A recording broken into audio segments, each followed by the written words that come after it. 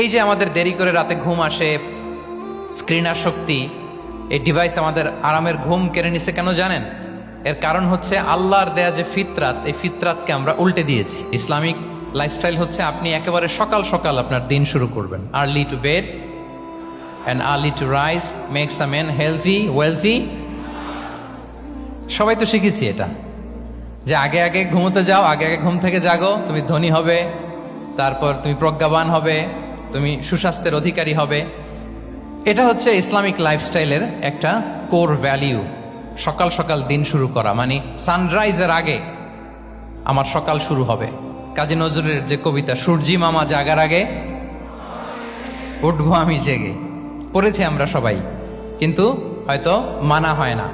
তো এই যে সকাল সকাল ঘুম থেকে ওঠা, এটা যদি আপনার মধ্যে না থাকে, এটা ইসলামিক লাইফস্টাইল হতে পারে না। You must be a morning person. সকাল সকাল উঠতে হবে।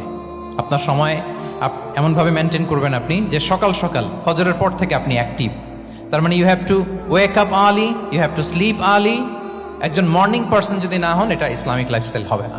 এর কারণ আল্লাহ রাসূল সাল্লাল্লাহু আলাইহি ওয়া আলিহি ওয়াসাল্লাম আমাদেরকে সকালে জেগে থাকার ব্যাপারে ইন্সপায়ার করেছেন, এবং তিনি দোয়া করেছেন এই উম্মার জন্য স্পেশালি, যে এই সময়টা এটা ফুল অফ বারাকা, ফুল অফ ব্লেসিংস।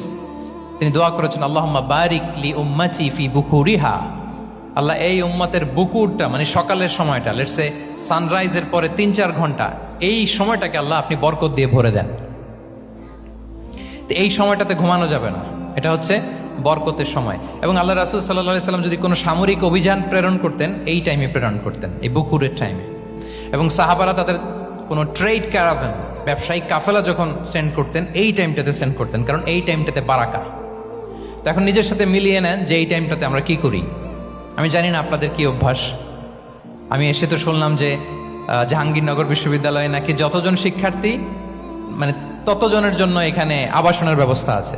বাংলাদেশের কোনো ইউনিভার্সিটিতে নাকি এটা নাই। আলহামদুলিল্লাহ, অসাধারণ প্রিভিলেজ, এখানে অনেক সুন্দর সুযোগ। তো এখন বলেন, আপনাদের সকালের রুটিন কি? বলেন, ঘুমিয়ে থাকেন না জেগে থাকেন? হ্যাঁ, আচ্ছা, ফজরের পরে আমরা ঘুমাই কারা কারা দেখি? সর্বনাশ। আচ্ছা ঠিক আছে, হাত নামান। আচ্ছা, ফজরের পরে আমরা একটু এক্সারসাইজ করি, পড়াশোনা করতে বসি কারা কারা? মাশাআল্লাহ, আছে কিছু, ঠিক আছে, হাত নামান। এবার 2 বারের 1 বারও যারা হাত তোলেননি তারা হাত তোলেন।